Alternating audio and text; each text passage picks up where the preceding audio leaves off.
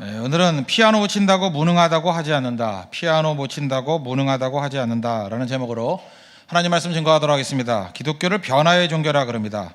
예수님 믿으면 반드시 변화가 이루어진다, 그런 얘기입니다. 우리 공산주의 이론적 기초를 만들었던 칼 마르크스가 그런 얘기를 했죠. 항상 이 철학자들에 대해서 불만이 있었는데 철학자들은 항상 세상을 해석만 한다는 거예요.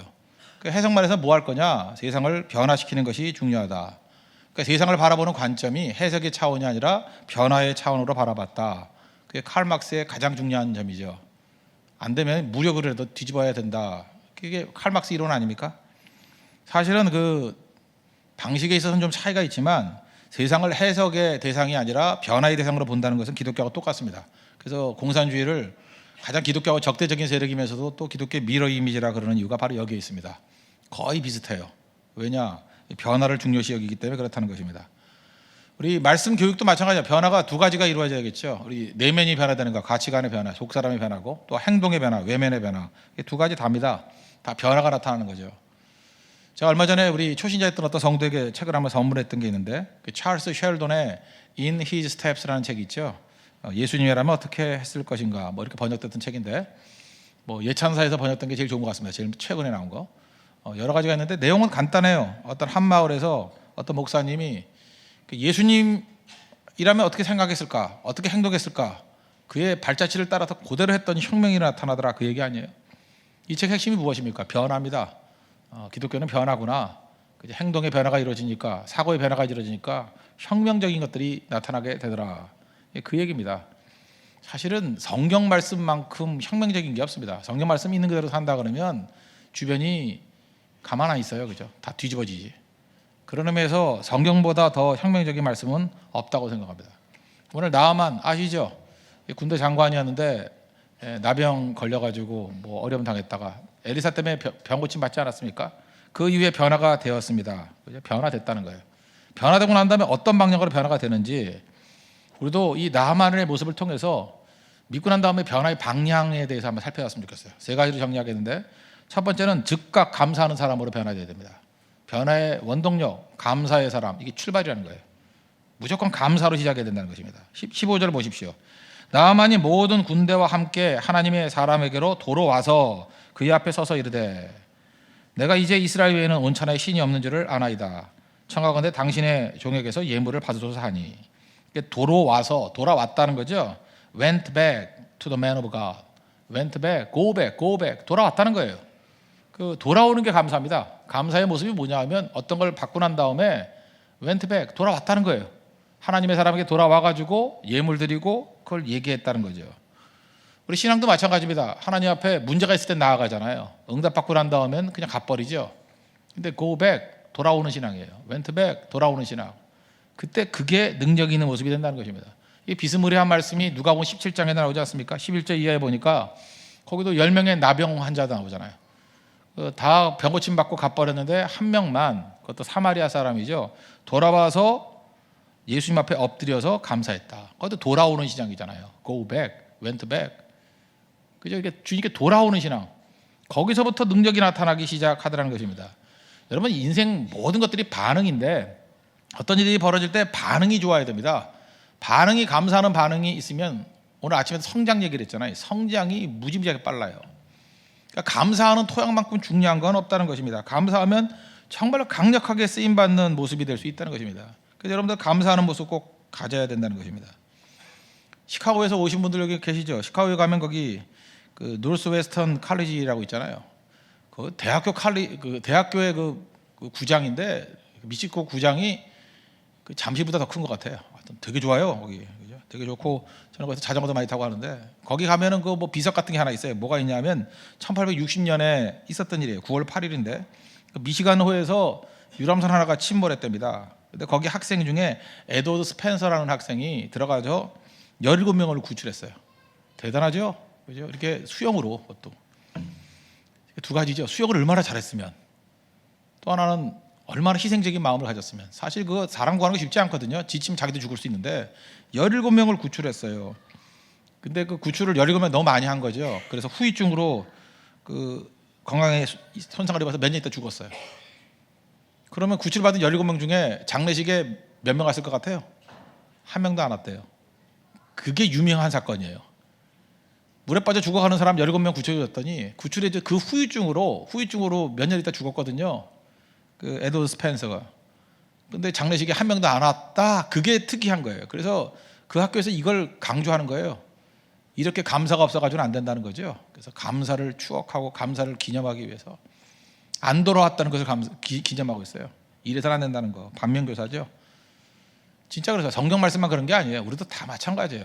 이렇게 원수는 갚으러 오지만 원수는 3, 4대도 갚죠. 뭐 죽을 때 그죠? 이 원수는 꼭 갚아줘. 그러고 죽잖아요. 그죠? 근데 죽을 때 이 감사를 꼭 갚아줘. 그러고 죽는 사람 봤어요? 없어요. 그러나 명문 가정이 되려고 그러면 감사가 그 가문에 흘러야 돼요. 우리가 감사할 것이 있단다. 그죠? 하나님께 감사하고 이웃에 감사하고 우리를 도왔던 사람이 있어. 그걸 말해야죠. 그래서 감사는 미루는 게 아니에요. 즉각적으로 하면 변화가 급격하게 일어난다는 것입니다. 병원에서 퇴원 받았습니까? 그러면 오래 끌지 말고 퇴원과 동시에 교회로 와야 돼요. 오자마자 감사하는 거 하나님 앞에. 시험 끝나고 난 다음에도 뭐 집에 가가지고 답 맞추지 말고 교회부터 와가지고 그죠? 감사부터 하는 거 그게 중요한 겁니다. 집에 가서 답 맞춰서 뭐 할 거예요 그거? 맞춘다고 점수가 올라가요? 괜히 뻥으로 맞춰가지고 속이나 상하지. 그죠? 뭐 예상 점수보다 항상 10점씩 덜 나왔다. 덜 나온 게 아니에요. 원래 틀린 걸 맞았다고 친 거지. 그죠? 그런 거. 그러니까 중요한 거죠. 그러니까 충분히 감사할 줄 아는 모습이 있어야 된다는 것입니다. 이번 월드컵도 뭐 어떤 제가 기사를 보니까 그런 거 나오대. 스페인 그 신문을 하나 보여주더라고요. 스페인 신문에서는 스페인도 지난번 대회 우승국 아니에요. 근데 이번에 예선 탈락했죠. 예선 탈락했는데 거기에 그 시민들이 당신들 우리에게 미안해 할 거 없다고.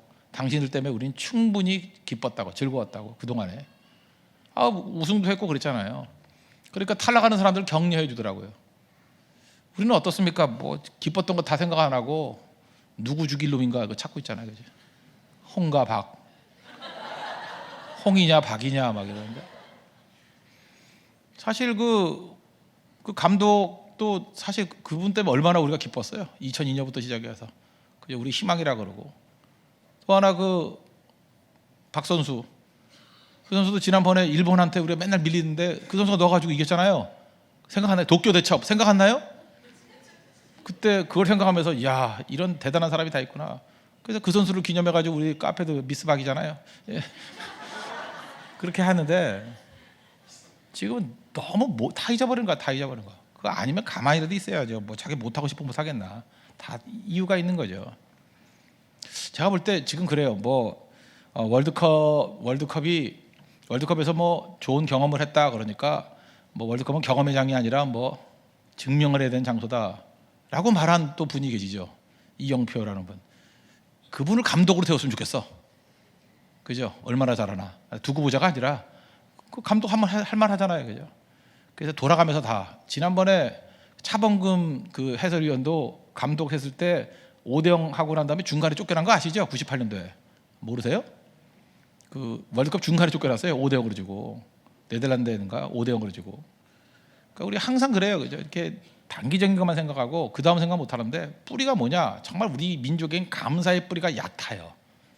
깊은 감사가 있을 때 그게 힘이거든요. 능력이거든요. 감사 배워야 변화가 나타납니다. 감사. 언제나 감사하는 심령이 있는 그 모습이 있어야 된다는 것입니다. 그거 빨리 만들 줄 알아야죠. 요즘에 여러분들 그거 뭐 이 같은 거 이렇게 고쳐보신 적 있어요? 입 뽑거나 이럴 때 여러분 그 마취가 어디서부터 나온 거냐면 치과에서부터 나왔습니다. 마취. 제가 옛날에 그 고심병원에 한 7, 8년 동안 그 병원에 부흥회를 갔었거든요. 가다 보니까 맨날 그 병원에 있는 사람들하고 일주일씩 6년을 보내서 7년인가. 그러니까 뭐 아는 사람 많았는데 지금 생각해 김태원인가 김태환인가 그 의사 선생님 한 분 계신데 그분이 마취과 의사 선생님이셨어요. 근데 그 방에 있어가지고 맨날 책 빌려서 보고 막 그랬었는데 저한테 하여튼 마취 얘기 되게 많이 해줬어요. 그래서 마취책 제가 몇 권도 읽고 그랬어요. 근데 보니까 그 마취의 아버지쯤 되는 사람이 누구냐면 그 제임스 심슨 만화 말고요. 심슨경 써 심슨이라 심슨경이 있었어요. 이 사람이 이제 가장 기초적인 마취제 클로로포름 그 개구리 마취할 때 쓰는 거 있잖아요. 그때부터 이제 마취제가 나오기 시작한 거예요. 클로로포름부터 시작해서 지금은 안 쓰죠. 그거에다가 뭐 개구리도 힘들어요, 그건. 근데 인간에게는 안 하죠. 예. 근데 하여튼 클로로포름이 이제 가장 기초적인 마취제인데, 예. 요즘에 프로포폴 뭐 이런 거 많이 쓰잖아요. 그래서 너무 좋아가지고 연예인들도 뭐 마약으로 쓴다 그러는데 요즘에 마취가 굉장히 잘 된 것 같아요. 잘 돼 있는 것 같아요. 근데 이게 뭐 혁명적인 일이었죠. 이거 벌어졌을 때 뭐 또 기독교 안에서도 이 꼴통들은 또 반대했다는 거예요. 이유가 뭐냐? 하나님께서 여자들 아이 낳을 때 심판으로서 그 통증이 있게 만들었는데 이거 마취제 이거 생겨가지고 통증 없게 만들면 어떡하느냐? 그래서 반대했대요. 그런 놈들은 그냥 생사를 찢어야 돼, 그죠? 이거 남 아픈 거 생각 안 하고 고통을 당해야 된다는 거예요. 그 말이 되냐고 말이. 그 자기 일 아니라고 그렇게 함부로 떠들고 그게 다 믿는 사람들이 그런 얘기예요. 믿는 사람들이 그거 아니죠. 근데 그러면서 그 빅토리아 시대 때의 그 답답한 그 태도들 그런 것들이 있었다는 것입니다. 어쨌든간에 이 심승경, 이 제임스 심승경 대단한 분이에요, 그죠? 근데 이분은 어딜 가나 이게 뭐 혁명적이라서 이게 귀족됐어요. 귀족돼가지고 그 자기까지 받고 그래서 그 사람은 뭐 마취제를 발명한 사람이다 이 한마디면 뭐 다 존경받고 인정받는 뭐 혁명적인 일이니까 어떤 기자가 와서 물었답니다. 물어가지고 뭐 답을 원해서 묻는 거죠. 선생님 평생의 삶 가운데 가장 위대한 발견이 뭐라고 생각하십니까? 그러면 클로로포럼 이렇게 나오라고 이렇게 아다리를 치는 질문을 했어요. 그죠? 이렇게 딱 아다리를 치는 질문. 그죠? 평생에 제일 훌륭한 발견이 뭡니까? 그러면 클로로포럼 이래야 되는데 예상 외의 답을 했다는 거예요. 내 평생의 최고의 발견은 예수님이라고. 나 같은 불쌍한 죄인을 위해서 죽으시고 나를 구원하기 위해서 십자가에 달리신 그 예수님 발견한 거라고. 그래서 더 유명해졌어요. 클로로포름이야 그거 뭐 별거예요, 그죠? 개구리나 그 마취시키는 거지. 예수님이죠, 예수님. 이분의 태도가 뭐예요? 감사하죠. 여기서부터 파워가 나오기 시작하는 거예요. 근본적인 거. 여러분 어떤 일을 이루고 난 다음에 그 고백 한마디 한마디에서 여러분의 신앙의 가치와 능력이 드러나기 시작한다는 것입니다. 감사하면 그 이후에 더 많은 축복이 와요. 누가복음 17장에 나오는 그 나병 환자 어떤 일이 벌어져요? 병 고치고 구원도 받잖아요. 그죠? 병 고치고 구원도 받잖아요. 하나님 앞에서 그 능력 가운데 서게 된다는 것입니다. 나병도 낫고 맹이도 낫고 그죠? 눈도 뜨게 되고 하나님 앞에서 이렇게 변화의 역사가 나타나기 시작한다는 것입니다. 우리의 삶에서도 제일 먼저 변화에 있어서 최고의 옥토는 감사라는 토양이라는 거. 무조건 감사 배우십시오. 감사 배우면 제일 강력한 하나님의 종이 될 수 있다는 것입니다. 두 번째, 변화에서 중요한 건 뭐냐면 한 가지씩 변화되라는 거예요. 변화는 한꺼번에 팍 변화도 중요하지만 한 가지씩 점진적인 변화가 중요하다는 것입니다. 17절 나만 이르되 그러면 청하건대 노새 2마리의 실을 흙을 당신의 종에게 주어서 이제부터는 종이 번제물과 다른 희생 제사를 여호와의 다른 신에게는 드리지 아니하고 다만 여호와께 드리겠나이다. 여기서 약간 미신적인 요소가 있죠. 흙이 이스라엘의 흙이 돼야 된다고 생각하는 거예요. 여기 특별한 흙이기 때문에 그 감사가 된다, 뭐 제사가 된다 이렇게 생각했다는 거 아니죠. 하나님의 편재성을 모르는 거죠. 그럼 무조건 가서 때리면서 공격하지 말고 지식이 없어 그래요. 그럼 시간이 가면 갈수록 점점 변화되지 않겠습니까? 그게 중요한 거죠. 포메이션이라는 형태죠. 이렇게 형태를 이루고 있습니다. 우리 각각의 마음에도 포메이션이 있고 우리 행동에도 포메이션이 있어요. 포메이션이 변화된다라는 것을 트랜스포메이션 그러죠. 포메이션을 트랜스하는 거예요. 이 포메이션이 트랜스되기 위해서 필요한 게 뭐냐면 인포메이션이 필요하다고. 인포메이션이 뭐예요? 정보잖아요.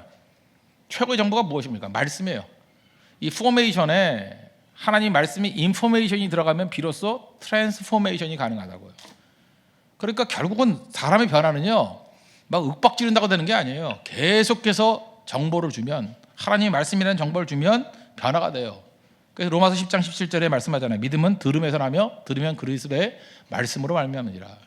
그래서 한 가지 말씀을 듣고 한 가지 순종하고 순종하는 사람 못 당해요. 그보다 더 못 당하는 사람은 뭐냐면 아무리 많이 들어도 변화 안 되는 사람 또 못 당해요. 그거는 이제 화인 맞은 양심이기 때문에 들어도 뭐 들으면 반사 그리고 뭐 그냥 반질반질해지고 반질반질해가지고 안 된다고요. 근데 한 가지 듣고 그대로 변화되는 사람 한 1년 2년. 그래서 여러분들 그 초신자들 가운데 한 1년 2년 된 사람 가운데 토양이 좋은 사람이 있어요. 말씀만 하면 그냥 아멘하고 이게 스펀지같이 흡수하는 사람. 한 2년쯤 지나놓으면요 예수 엉터리로 20년 믿는 사람보다 훨씬 나은 사람으로 변화가 돼 있어요. 왜요? 인포메이션이 트랜스포메이션을 이뤘기 때문에 그게 능력이거든요. 그게 중요한 게 뭐예요? 점진적인 거예요. 한 가지씩. 그래서 하나님이 제일 싫어하는 마음이 그 완악하다, 옛날 성경은 강팍하다 그런 거죠. 강팍이 뭐예요? 흡수가 안 되는 거예요. 말씀이 흡수가 안 되는 인생만큼 무서운 게 어디 있습니까? 말씀이 흡수 안 되면 변화가 안 된다니까요. 골로새서 1장 11절 보면 그의 영광의 힘을 따라 모든 능력으로 능하게 하시며 기쁨으로 모든 견딤과 오래 참음에 이르게 하시고, 거기 두 가지 덕성을 강조하고 있어요. 견딤과 오래 참음. 그러니까 인격이 변화되기 위해서 필요한 게 뭐냐 하면 견딤이 있어야 되고 오래 참음이 있어야 된다. 이 견딤이 뭐고 오래 참음이 뭐예요? 뭐 비슷한 단어 아니에요? 견딤이나 오래 참음. 그 견딤의 반대말은 낙심이에요. 그러니까 반대말을 하면 더 이해가 편하겠죠. 견딤의 반대말은 낙심이라고요. 그러니까 낙심하지 않고 간다. 무슨 얘기예요? 환경이 아무리 어렵다 할지라도 참고 간다. 이건 시간적인 개념이에요. 견딤, 시간적인 개념. 그래서 잠시 잠깐 하고 말아버리는 게 아니라 낙심하지 않냐고 그냥 계속 하는 거예요. 계속 하는 거, 끝까지 가는 거. 죽도록 충성하는 거죠. To the point of death. 죽음의 순간까지 죽도록 충성하는 거예요. 죽도록 끝없이 가는 거. 그게 우리 인격을 변화시키는데 굉장히 중요하다는 것입니다. 우리 주변에 보면 승리하는 사람도 있지 않습니까? 저는 승리하는 사람들에 관심이 많아요. 잘 되는 사람 관심이 되게 많아요. 잘 되는 사람들 잘 보면요, 재능이 뛰어나다, 잠깐 잘 돼요. 훈련을 잘 받았다, 잠깐 잘 돼요.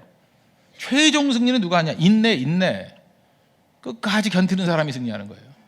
끝까지 견디는 사람. 뭐 옛날에 농담은 그러잖아요. 무슨 뭐 이쑤시개로 뭐 코끼리 죽이, 뭐 하나 기억나네. 뭐 죽을 때까지 찌른다며.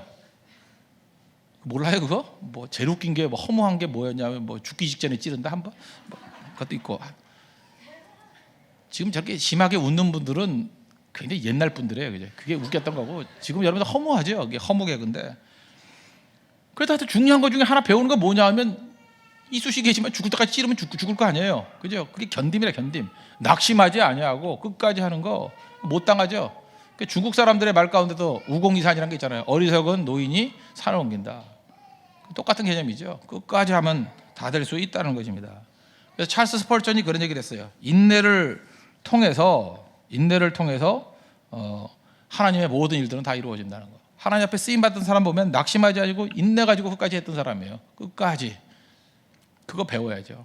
하나님 앞에서 그런 모습으로 설 수 있는 하나님의 종이 돼야 된다는 것입니다. 그래서 인내라는 게 뭐예요? 낙심하지 않고 하나씩 그럼 변화되는 거죠. 하나씩 one by one. 전도도 그렇고요, 우리 부흥도 그렇고 뭐 한 판에 끝나는 것 같지만 그렇지 않아요. 한 사람 한 사람이에요. 저는 제일 기억나는 게 뭐냐, 우리 외갓집, 우리 외할머니가 아이를 12를 낳았어요. 12를 낳았는데 한 명도 안 죽고, 안 죽었다고 지금 돌아가셨지만 거의 60이 넘도록 한 명도 안 죽고 다 이북에서 피난까지 다 내려왔어요. 폭격을 피해가며. 그 확률이 얼마나 놀라운 확률이에요. 그죠? 폭탄을 요리조리 피해가면서, 그다음 뭐 사다리예요. 이 길로 갔으면 죽었는데 저 길로 갔으면 살았다, 뭐 이런 게 한 10번도 넘어요. 뻥인지 진짜인지 모르겠어요. 하여튼 이리로 갔으면 죽었대요. 이리로 갔으면 다 죽었는데 뭐 이쪽 가서 살았고 뭐 이런 거예요. 그죠? 뭐 다리로 갔으면 죽었는데 뭐 배탈이 나가지고 뭐 안 가가지고 살았고 나 뭐 다 기억도 안 나. 그죠? 돌아가지 하도 오래돼 가지고. 근데 수없이 많이 들었거든요. 그런 거예요, 그런 거. 그죠? 그 여러 가지 어려움들 당하고 뭐 깨지고 했던 것들 있지 않습니까? 근데 그때 제가 깨우쳤던 것들이 뭐냐 하면은 그거예요. 끝까지 하여튼 견디고 나가는 사람들, 원바이 원의 능력인데 그 12를 어떻게 났냐 하면은 쌍둥이도 하나도 없이, 글쎄 난 한꺼번에 난 줄 알았어요. 하나씩 났더라고, 하나씩. 생년월일이 다 틀려. 큰엄마도 하나 낳고, 큰 이모, 둘째 이모, 딸만 넷 낳았어요. 딸, 막 기도해서 5번째 아들, 또 방심하니까 또 딸. 그러다가 마지막에 하나님 은혜를 주셔서 아들, 막판에 피날레 딸, 이렇게 끝났어요.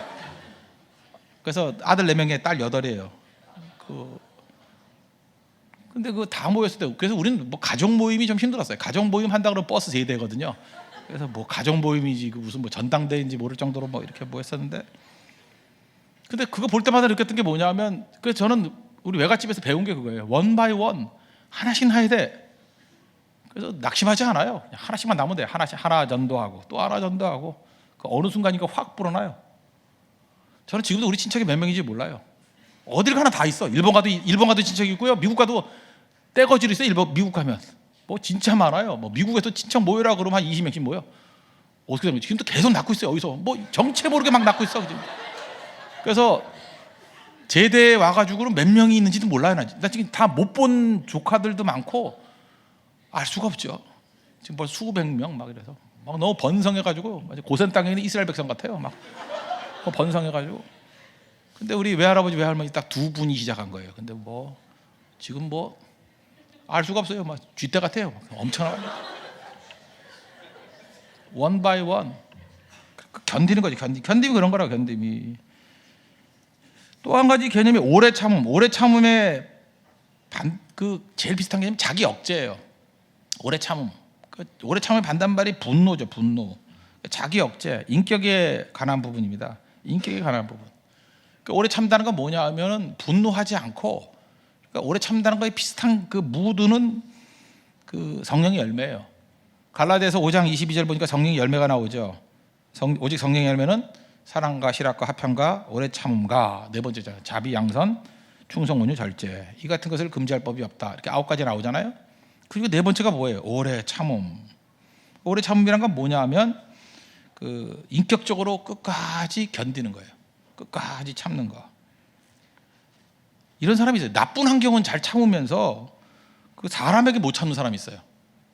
그 이상해요. 가난도 참아요. 뭐 고통도 참아요. 뭐 클로로폼 없이 이도 뽑아요. 다 참는데 사람에 대해서 못 참는 사람이 있어. 막 분노하고 막. 그 오래 참음이 그거예요. 사람에 대해서 참는 거예요. 사람에 대해서. 그 베드로 보십시오. 베드로가 뭐 다 참다가 그 대제사장의 종 말고 왔을 때 못 참아가지고 칼로 휘둘러가지고 귀 자르고 막 그러잖아요. 그런 거예요. 그게 오래 참음이 없는 거죠. 그래서 오래 참는 거 잘하기 위해서 필요한 게 뭐냐 하면 기뻐하는 인생이에요. 기뻐하는 거. 오래 참을 사람 기뻐하는 거. 기뻐해야 망가지지 않습니다. 저는 지금도 일 시킬 때 그래요. 예를 들어서 뭐 고성 선교를 한다거나 대만 선교를 한다거나, 저는 어떤 사람이 제일 좋냐 하면 이렇게 준비 현장을 딱 시켜놨더니 뭐 아니면 뭐 파트를 이렇게 시켰더니 너무 괴로워하는 거예요. 막 얼굴이 일그러지고. 그런 사람은 이제 다시는 안 시켰으면 좋겠어요. 왜냐하면 일도 안 될 뿐더러 기뻐하지 않고 일을 하면 본인이 망가져요. 여러분 경험하셨죠? 내가 기쁘지 않은데 일을 하잖아요. 그럼 망가져요. 병나요, 병. 별로 좋지도 않은 남자를 억지로 만나야 돼요. 그럼 병나요. 반드시 병나요. 반면에 좋은 사람을 만나면은 산삼으로 깍두기 먹은 것 같아요. 3일을 밤새도 뭐 펄펄 살아나고 여드름도 없어져요. 화장이 먹혀요. 그렇게 된다고 사람이. 기쁨을 해야 됩니다. 기쁨으로. 오래 참음이라는 건 기쁨하고 제일 유사한 거예요. 자발적인 마음으로 기쁨으로 할 수 있는 거. 그러면 제일 강력할 수 있다는 거죠. 성경은 오늘도 지금 우리에게 보여주는 것들이 뭐냐면 견딘과 오래 참음, 이 두 가지가 필요하다는 거예요. 견딘과 오래 참음. 이게 바로 어디에서 나오는 겁니까? 하나씩 하나씩. 견딘과 오래 참음이 있어야지 하나씩 하나씩 점진적인 변화가 가능하다는 거예요. 시간적으로도 견딜 수 있고 인격적으로도 오래 참을 수 있고. 그러니까 변화가 가능한 거죠. 견딤과 오래 참음 없으면 절대 변화 없습니다. 그래서 밤낮 쓰러지고 깨지고 하는 이유가 바로 여기에 있다는 거예요. 하나님 앞에 여러분 견딤을 구하십시오. 견딤, 시간적으로 낙심하지 않고 끝까지 가는 거예요. 또 한 가지는 인격적으로 오래 참음을 가지십시오. 쉽게 화내지 말고 자기 억제하지 말고 무슨 일 하든 기쁨으로 하십시오. 그 오래 할 수 있다는 거예요. 그러면 이제 아시겠죠? 어떤 사람을 만나야 되겠습니까? 항상 즐거워하는 사람 만나십시오. 기뻐하는 사람.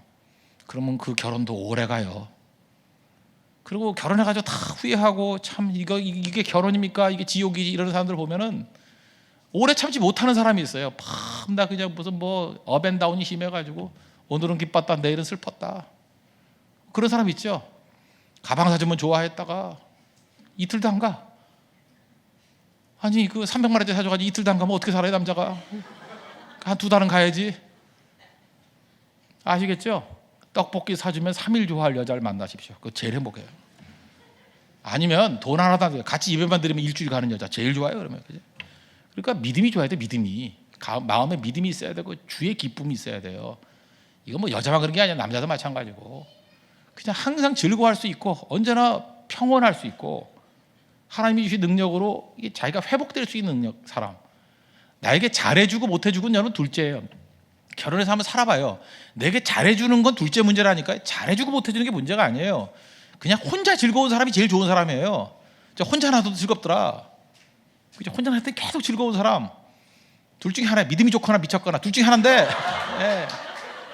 그 미친 건 되게 알잖아요. 그러니까 믿음이 좋은 사람, 믿음이 좋은 사람, 혼자라도 즐거운 사람, 그런 사람 옆에 있으면 나도 영향을 받아요.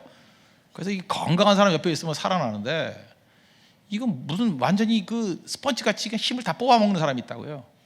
막 힘들다 그러고 어둡고 힘들어지잖아요. 그거 쉽게 되는 거 아니라고요, 그게.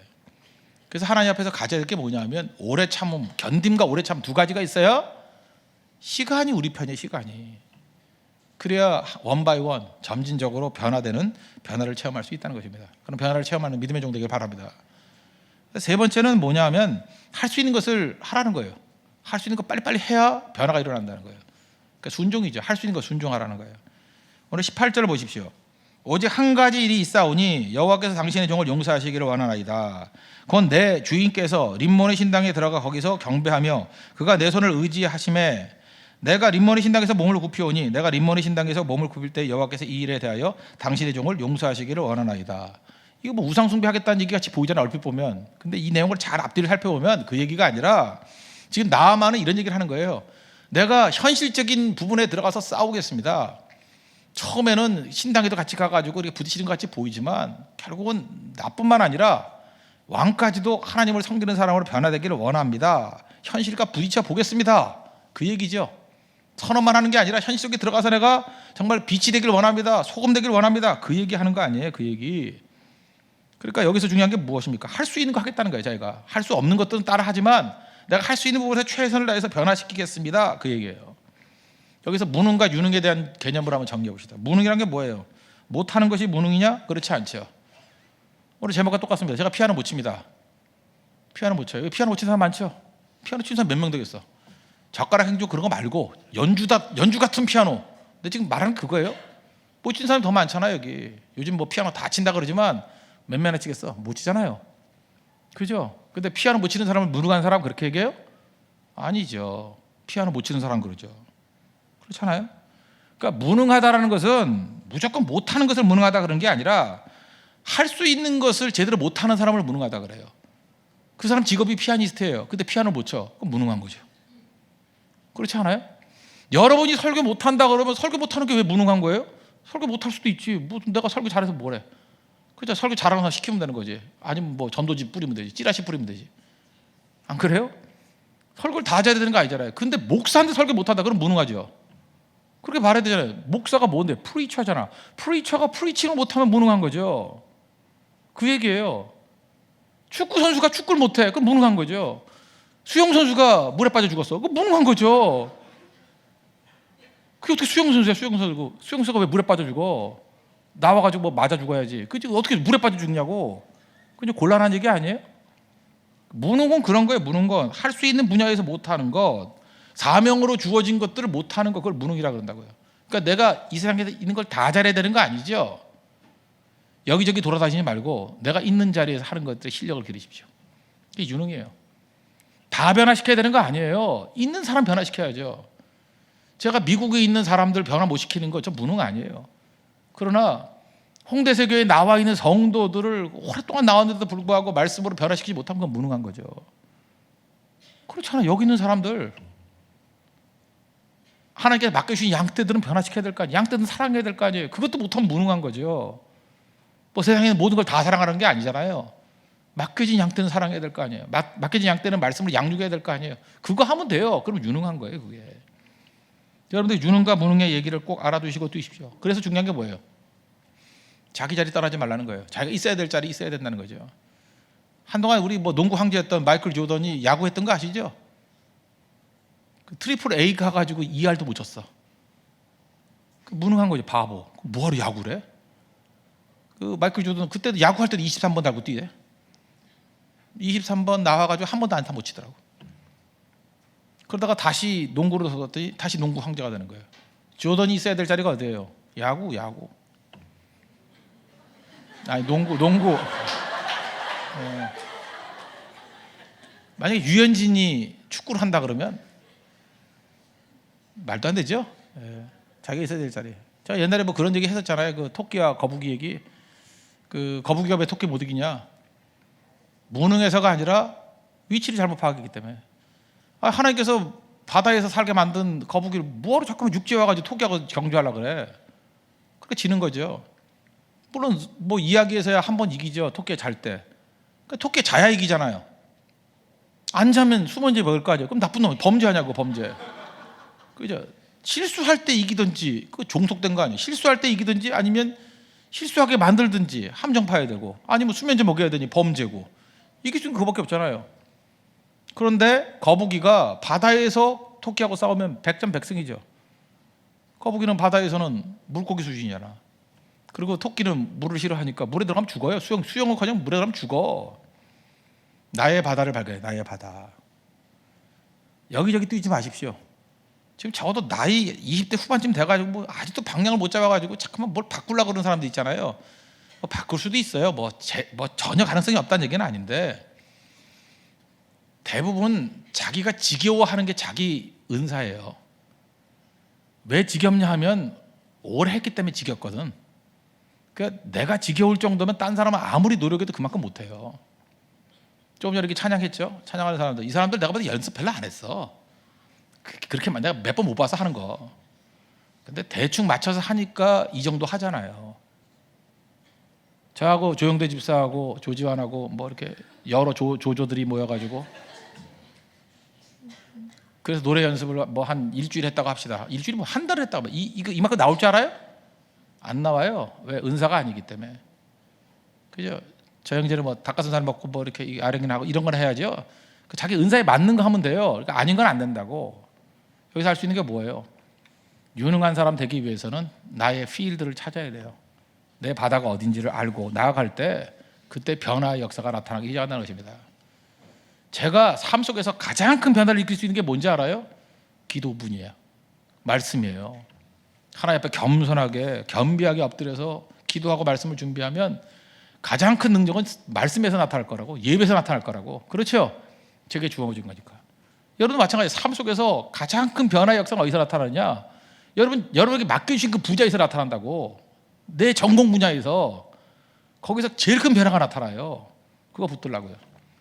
지금 나만이 뭐 세계를 변화시키겠습니다, 부흥사 되겠습니다, 그 소리 안 하잖아요. 나 왕실에 가가지고 내가 만나는 왕들과 그 궁중에 있는 사람들 변화시키겠습니다, 그 싸움 벌이는 거 아니에요? 그게 유능함이에요. 하나님 앞에 이런 유능함을 구할 수 있는 하나님의 거룩한 종들 되기를 바랍니다. 말씀 결론 맺겠습니다. 기독교가 뭐라고요? 변화의 종교다. 변화하기 제일 좋은 옥토는 뭐냐 하면 즉각적인 감사하는 사람들아, 감사하는 토양이 돼야 변화가 나타날 수 있다는 것입니다. 그리고 두 번째로 하나님 앞에서 제일 중요한 것들이 뭐냐? 원 바이 원, 하나씩 점진적으로 변화되는데 그때 필요한 게 뭐예요? 견딤과 오래 참음이라는 거예요. 견딤의 반대면 낙심이고 오래 참음은 인격적인 거예요. 즐거워할 수 있는 거, 기쁨을 할 수 있는 거. 그래야 원 바이 원 점진적인 변화가 가능합니다. 그리고 자기가 할 수 있는 분야에서 하십시오. 순종하십시오. 그때 최고의 변화가 나타나는 승리의 종이 될 것입니다. 기도하겠습니다. 이 시간에 하나님 앞에 변화의 능력이 나타나는 종들 되게 해달라고 다 같이 하나님 앞에 간구하도록 하겠습니다.